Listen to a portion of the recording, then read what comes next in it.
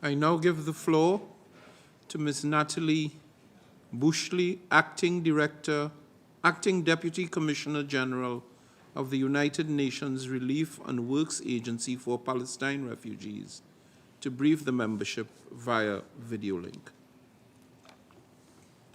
Thank you, Mr. President. Can you hear me? Yes, indeed.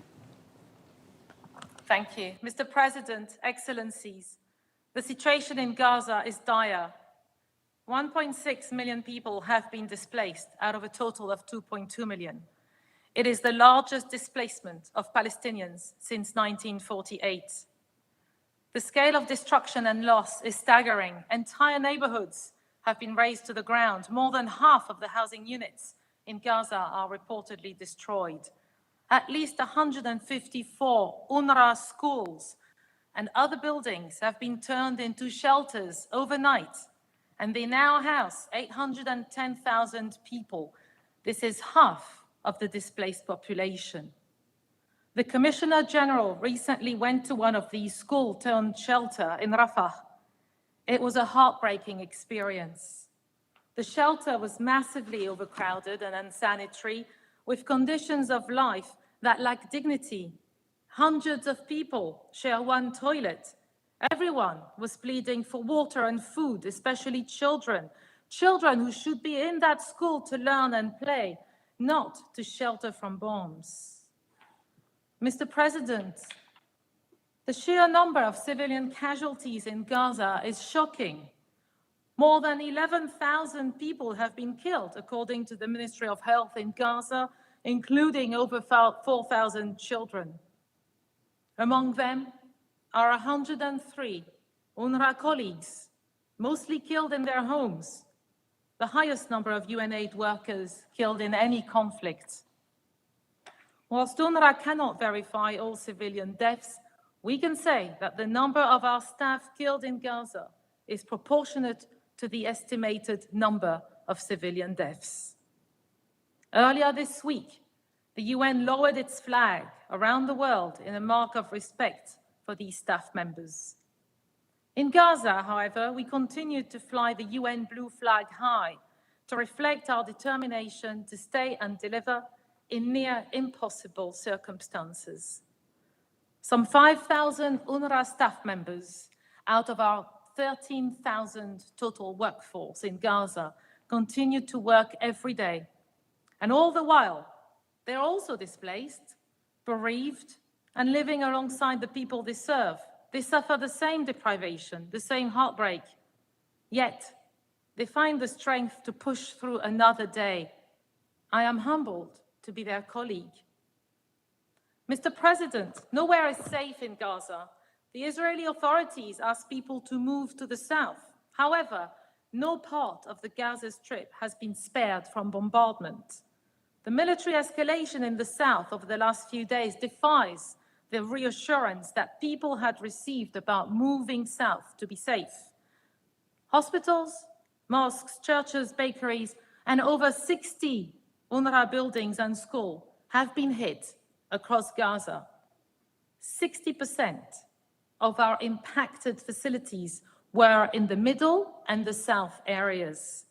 This is where people were told to go to safety, and they came to UNRWA buildings to be protected by the UN flag. As of yesterday, we heard that the telecommunications blackout due to the lack of fuel is adding to the anxiety and distress of people in Gaza. As the Commissioner General told the Security Council, all this cannot be casually labeled collateral damage. Mr. President, there is talk about expelling the population from Gaza altogether, including to safe zones. Unilateral proposals for safe zones are no substitute for compliance with international humanitarian law. A safe zone can protect civilians only if all parties to the conflict agree to preserve and respect its civilian character. This is not the case here. And regardless of whether safe zones are established, the obligations of the parties to protect civilians remain, including those who, for whatever reason, are located outside of these designated areas. One party abusing international law does not lessen the obligations of the other party to respect it. And I must stress that the UN is not giving assistance to anyone in the Al-Mawasi area in the south of the Gaza Strip, a stretch of sand of 14 square kilometers with no UN or other infrastructure. Putting 2 million people in the open air without infrastructure will make it impossible to provide life-saving assistance and will give rise to health hazards. This does not qualify as a valid humanitarian initiative. We are focusing on improving and extending our current shelter capacity in public buildings. And this is where UNRWA already works, and this is where our staff goes every day. Mr. President, 2.2 million people are being denied access to life's essentials, which amounts to collective punishment. Gaza is under siege. There is simply not enough water, food, medicine, or fuel to sustain life. The little aid that's coming in through Rafah is not remotely enough to cover the immense needs of the population. No fuel had entered Rafah since the beginning of the war until 3 days ago. We heard it from Martin. We received 23,000 liters of fuel on the condition that we would only use it for our own trucks. Our humanitarian operations uses, as a bare minimum, 120,000 liters of fuel a day. Fuel is desperately needed for electricity, water, and sanitation for the 810,000 people we are sheltering. We also need it to continue to give it to bakeries and hospitals, which are shutting down, having to make inhumane decisions as to whose life, if any, to save in such circumstances. Surgeries are not being performed, life support machines, our incubators are shutting off, and as a result, people, infants, are dying. For what? I want to stress that an occupying power, whether in time of peace or war, has the responsibility to ensure that the civilian population has access to food, water, shelter, and other necessities of life. Mr. President, Excellencies, our work has become mission impossible. I have worked in many conflict settings with the United Nations, and this situation is nothing short of a travesty. Humanitarian aid is being made conditional. It is dependent on political negotiations. Aid workers are asked to be complicit in displacing the population, and we cannot fully protect people in UN premises under the UN flag. We cannot reach people in need, including thousands still trapped in the north. We cannot provide sufficient assistance to those we can reach. As our fuel stocks are almost completely depleted, our ability to work and deliver our mandate is under threat. The implications for the civilian population, including our 13,000 UNRWA staff members and our operations, are massive. Mr. President, the dehumanization rhetoric in this conflict is worrying, reminiscent of the worst possible times in history. The massacres of the 7th of October by Hamas were horrific, and we strongly condemn them. But we have heard statements from top Israeli officials referring to all Palestinians as human animals and promising them destruction and hell. This language is extremely dangerous.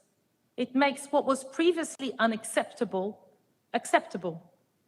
As the Commissioner General reiterated in Geneva yesterday, there should be no hierarchy in levels of suffering, pain, and empathy.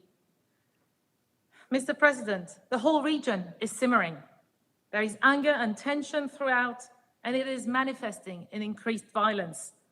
In the West Bank, Israeli military incursions and settler violence have caused record-high death tolls amongst the Palestinians.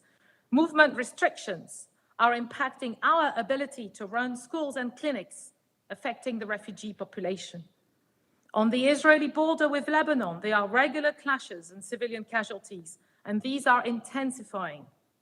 Any further escalations on this front will be a disaster for the region and beyond. Mr. President, Excellencies, there is a collective responsibility on the part of the international community to ensure that this horror ends now. we must remain steadfast in our determination, and I will quote from a well-known text, to save succeeding generations from the scourge of war and reaffirm faith in fundamental human rights, in the dignity and worth of the human person. First, an immediate, sustained humanitarian ceasefire must be implemented, along with strict compliance with international humanitarian law. Wars have rules. It is high time for these rules to be followed in Gaza. Civilians and civilian infrastructures, including UN facilities, hosting displaced people, must be protected everywhere. Second, a meaningful, unconditional, and continuous flow of humanitarian aid, including fuel, is absolutely necessary, and it is needed now. All crossings should be open, in particular crossing points with Israel, like Kerem Shalom. Aid must reach all people in need in Gaza, wherever they are.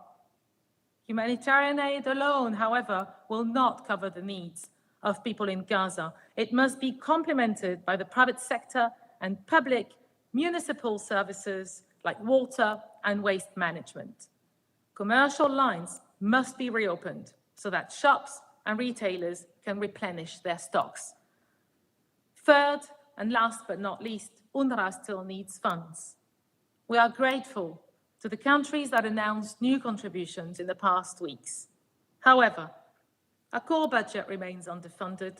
We have repeatedly sounded the alarm that the largest UN agency in Gaza might not have the funds to pay staff, including those on the front lines in Gaza, until the end of the year.